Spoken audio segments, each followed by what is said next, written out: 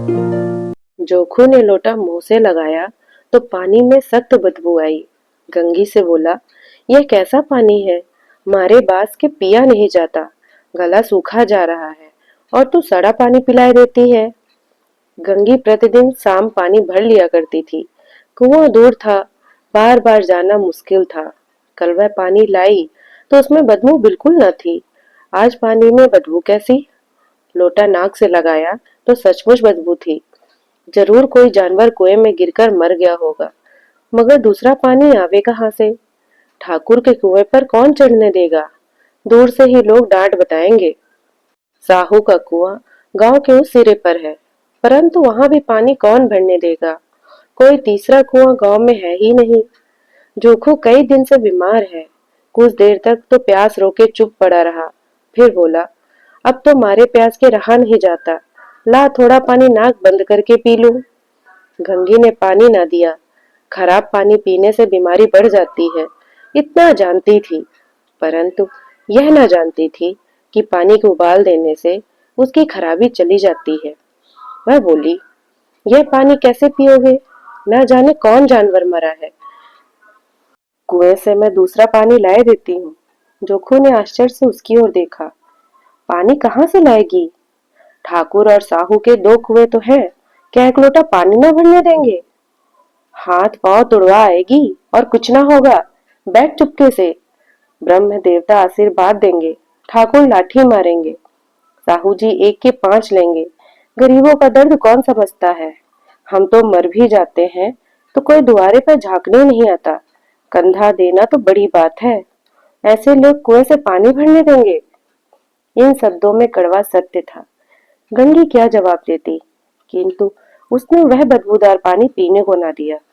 रात के 9 बजे थे। थके मांदे मजदूर तो सो चुके थे। ठाकुर के दरवाजे पर 10-5 बेफिक्रे जमा थे। मैदानी बहादुरी का तो अब जमाना ना रहा, न मौका। कानूनी बहादुरी की बातें हो रही थी। कितनी होशियारी से ठाकुर ने थानेदार को एक खास मुकदमे में रिश्वत दी और साफ निकल गए। कितनी अकलमंदी से एक मार्के के मुकदमे की नकल ले आए। नाजीर और मोहतमीम सभी कहते थे, नकल नहीं मिल सकती। कोई 50 मांगता, कोई 100। यहाँ बेपैसे कौड़ी नकल उड़ा दी। काम करने का ढंग चाहिए। इसी समय गंगी कुएं से पानी लेने पहुंची। कुप्पी की धुंधली रोशनी कुएं पर आ रही थी। गंगी जगत की आड़ में बैठी मौके का इंतजार करने लगी। इस कुएं का पानी सारा गांव पीता है, किसी के लिए नहीं रोका। सिर्फ ये बदनसीब नहीं भर सकते। गंगी का विद्रोही दिल रिवाजी पाबंदियों और मजबूरियों पर चोट करने लगा। हम क्यों नीच हैं और ये लोग क्यों ऊंच हैं? इसलिए कि ये लोग गले में तागा डाले लेते हैं। यहाँ तो जितने हैं एक से एक छठे चोर हैं। चोरी ये करें, चाल फरेब ये करें, झूठे मुकदमे ये करें। अभीश ठाकुर ने तो उस दिन बेचारे गडेरिये की भेड़ चुरा ली थी और बाद में मारकर खा गया। इन्हीं पंडित के घर में तो 12 मास जुआ होता है। यही साहू जी तो घी में तेल मिलाकर बेचते हैं। काम करा लेते हैं, मजदूरी देते नानी मरती है। किस किस बात में हमसे ऊंचे हैं। हम गली गली चिल्लाते नहीं है कि हम ऊंचे हैं। हम ऊंचे हैं।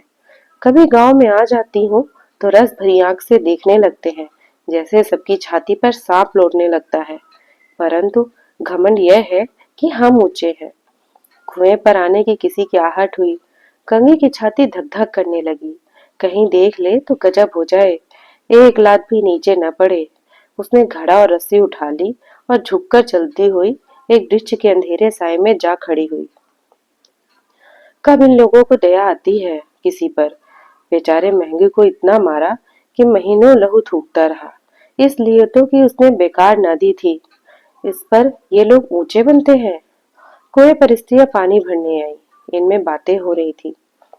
खाना खाने चले और हुक्म हुआ कि ताजा पानी भर लाओ, घड़े के लिए पैसे नहीं है। हम लोगों को आराम से बैठे देखकर जैसे मर्दों को जलन होती है। हाँ, यह तो ना हुआ कि कलसिया उठाकर भर लाते। बस हुक्म चला दिया, ताजा पानी लाओ, जैसे हम लौंडिया ही तो हैं। लौंडिया नहीं तो और क्या हो तुम? रोटी कपड़ा नहीं पाती, 10-5 रुपए भी छीन झपट कर ही ले लेती हो, और लौंडिया कैसी होती है? मत लजाओ दीदी, क्षण भर आराम करने को जी तरस कर रह जाता है। इतना काम किसी दूसरे घर में कर देती तो इनसे कहीं आराम से रहती। ऊपर से वह एहसान मानता। यहाँ काम करते करते मर जाओ, पर किसी का मुंह ही सीधा नहीं होता। दोनों पानी भरकर चली गई तो गंगी वृक्ष की छाया से निकली और कुएं के जगत के पास आई। बेफिक्रे चले गए थे। ठाकुर भी दरवाजा बंद कर अंदर आंगन में सोने जा रहे थे। गंगी ने क्षणिक सुख की सांस ली। किसी तरह मैदान तो साफ हुआ। अमृत चुरा लाने के लिए तो राजकुमार किसी जमाने में गया था। वह भी शायद इतनी सावधानी के साथ और समझ बूझकर न गया होगा। गंगी दबे पांव कुएं की जगत पर चढ़ी। विजय का ऐसा अनुभव उसे पहले कभी ना हुआ था।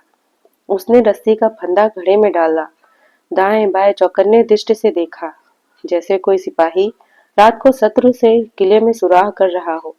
अगर इस समय वह पकड़ ली गई तो फिर उसके लिए माफी या रियायत की रत्ती भर उम्मीद नहीं। अंत में देवताओं को याद करके उसने कलेजा मजबूत किया और घड़ा कुएं में डाल दिया। घड़े में पानी गोता लगाया, बहुत ही आहिस्ता, जरा भी आवाज न हुई। गंगी ने दो चार हाथ जल्दी जल्दी मारे। घड़ा कुएं के मुंह तक आ पहुंचा। कोई बड़ा सहजोर पहलवान भी इतनी तेजी से ना खींच सकता था। गंगी झुकी कि घड़े को पकड़कर जगत पर रखे कि एकाएक ठाकुर साहब का दरवाजा खुल गया। शेर का मुंह इससे अधिक भयानक न होगा। गंगी के हाथ से रस्सी छूट गई। रस्सी के साथ घड़ा धड़ाम से पानी में गिरा और कई क्षण तक पानी में हिलकोरे की आवाज सुनाई देती रही। ठाकुर, कौन है कौन है, पुकारते हुए कुएं की तरफ आ रहे थे और गंगी जगत से कूदकर भागी जा रही थी। घर पहुंचकर देखा कि जोखू लोटा मुंह से लगाए वही मैला गंदा पानी पी रहा है। तो दोस्तों, कैसी लगी आपको ये कहानी, कमेंट करके जरूर बताइएगा। और ऐसे ही वीडियोस के लिए सब्सक्राइब करें मेरे यूट्यूब चैनल को और फॉलो करें फेसबुक पेज को। धन्यवाद।